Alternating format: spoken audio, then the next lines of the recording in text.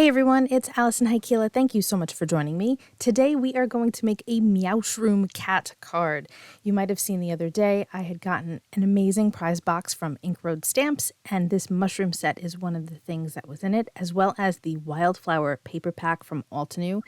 I thought it'd be fun to use these together because they came in that box that Lara sent me. So I am already having a really good time with these products. You're going to see a couple of other things pop up that were also in the box later. So I've got some smooth Bristol cardstock from Strathmore, and I'm struggling because I'm like, I don't feel like cutting this paper, but you know what? It's just too big for my Misty, so I need to cut it down.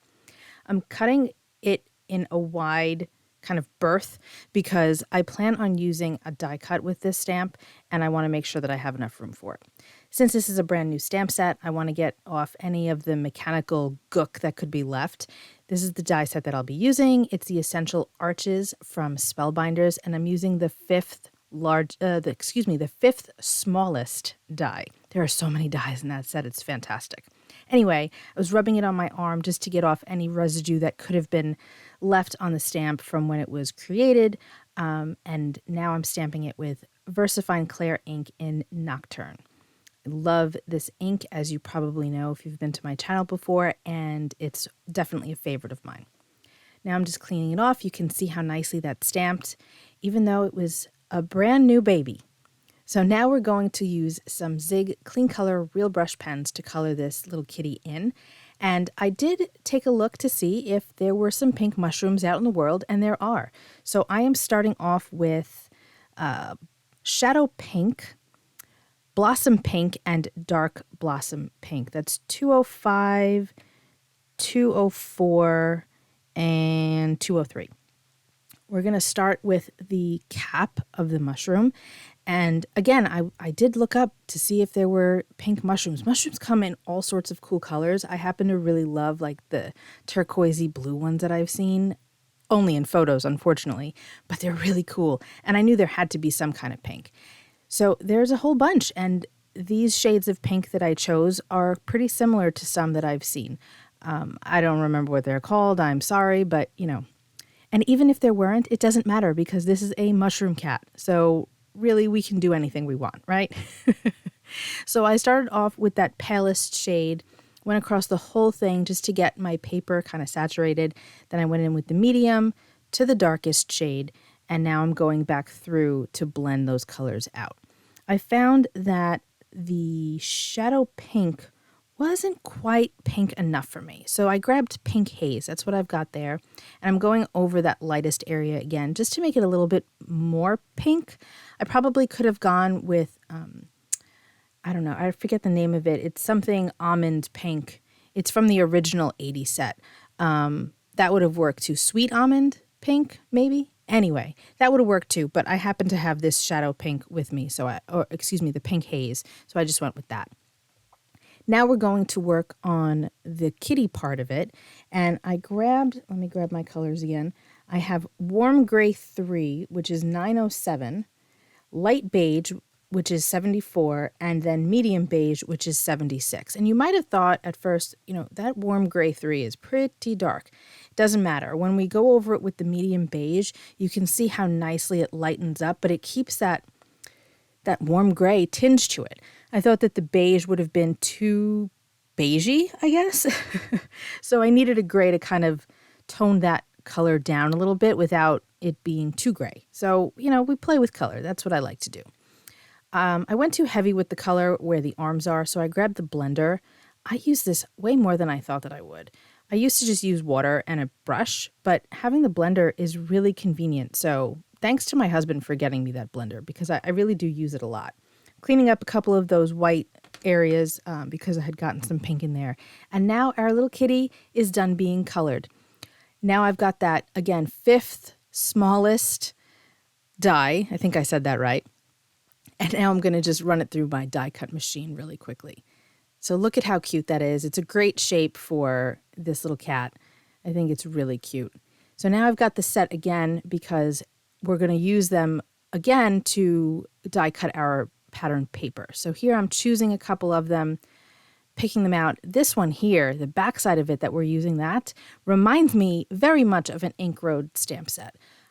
It's got a lot of circles and patterns on it. I forget the name of it off the top of my head, but it was one of the first Ink Road stamp sets that I had gotten, and I use it a lot. It's really great, and that paper really reminds me of it. So I've got 2 here, and I'm trying to decide how much bigger I want the next arch to be.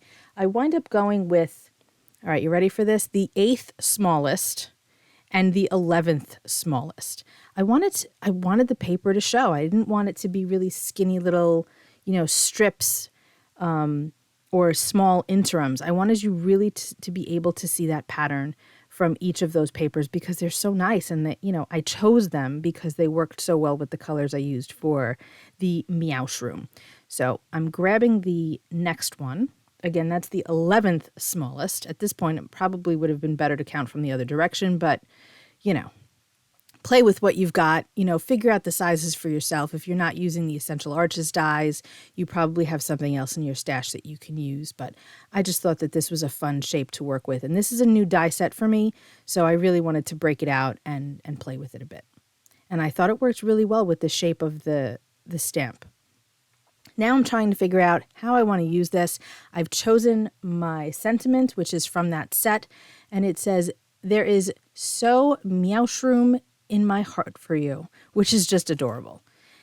Here I'm thinking I'm going to use the back side of that pattern paper to put my sentiment on. You'll see later that I wind up deciding against it. It's a little too bright. I wound up deciding to go with something else. But first, you guys know I need to kind of play with my card base a little bit. So I grabbed antique linen, which really needs to be re-inked. I need to do that because it's pretty dry, but I didn't want it to be a super heavy color, so it worked for this. So I'm just using my blending brush going around the entire perimeter, and that is perfect. It dulls down that white just enough and gives me the look that I want. So now I am trying to use my Barely Arts glue, but I have to throw my pin in there because it's a little stuck. Make sure that if you do this, you get the pin from Barely Arts, or just make sure you have a stainless steel pin so that there's no rust that's left in the bottle. So now I'm applying that back layer. Isn't that fun? That's such a cool paper. I think it's really cool. This whole paper pad is really cool. And I'm proud of myself for kind of busting it out and playing with it so soon after I received it, because usually I kind of let them sit for a while and hang out in my craft space, and I don't use them for a few months. But this, I only got it a couple of days ago and we're already playing, so that's good. I grabbed the antique linen again, and I'm carefully blending around the edge. Now, Distress ink and Zigs are both water reactive, which means that they're also reactive to each other. So I didn't want to blend too heavily or make too many swirly kind of patterns with my brush, because I could have accidentally started blending the color of the marker. So I don't know if you noticed, but I kind of swooped in, kind of not a back and forth, just from the outer edge inward, so that I didn't mess up any of my coloring. So here you can see I decided to go with a cream colored strip for my sentiment, and I have Fallen Leaves VersaFine Clair. This is such a nice rich brown. I didn't want to use black. I could have, but I thought it was just too dark. So Fallen Leaves is a good choice to go with. So now I'm going to stamp it. Again, guys, this is a brand new stamp set, so this first impression is not the best. So you'll see I'm going to clean it off. Actually, you won't see. I did clean it off camera. And I rubbed it on my arm again, and this second time it comes out just perfect. So if something doesn't stamp right the first time, just condition your stamps a little bit. Rub them a little bit, give them some love, stamp them a few times. Sometimes if you use different inks, that kind of helps to condition them. So play around with them before you're like, oh, this isn't working. But look at how good that is. That image is so crisp now. Okay, so now I'm going to trim this little strip down. I got my tonic guillotine trimmer, which is going to make quick work of this job. Look at that. Fits perfectly. I was really happy that I didn't have to trim the top off or anything. Worked out just right. And now we're going to just finish gluing all of these layers down. We've got most of them glued. Got that glue out again, adding the strip, doing that first. I don't know why. I just decided to do the strip first. And now we're going to add the arched layers. I've got some weight on my strip there to make sure it doesn't pop up. Even that back of the paper, oh, it's so pretty. It's so hard to use double-sided paper, right? But these paper pads have 4 sheets of each design. So you can easily get 2 and 2. So you don't have to like, quote, waste anything. You're able to use both sides if you want to. Anyway, so I've got some sequins here. This is something else that was in my goodie box from Ink Road Stamps. This is from Buttons Galore and More. It's called Fairy Sparkle, and it is just lovely. So here I am just putting a few of those bits here and there. What really attracted me to this were the hearts because of the sentiment that we have. You know, it actually says heart in it, and I thought it would be really cute to have a couple of those hearts there.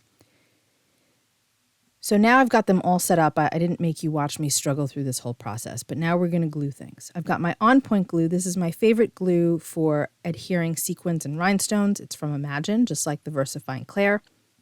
And I've got my jewel picker in my left hand, my pokey tool and the glue in my right. And this is just a really easy way to get sequins and rhinestones to stick without having to fiddle with them and having them stick where you don't want them to. And I did forget to glue one of the sequins down, but I realized after I finished filming that I didn't glue that one down by the little cap. That's okay. But there's our finished card. I hope you guys like this one. Playing with some pattern papers and coloring that cute little Meowshroom. I'm going to have some more for Ink Road very soon. But for now, I hope that you enjoyed this. Leave me a comment. Let me know what you think. And I will see you all very, very soon. Be well. Stay safe. Peace out.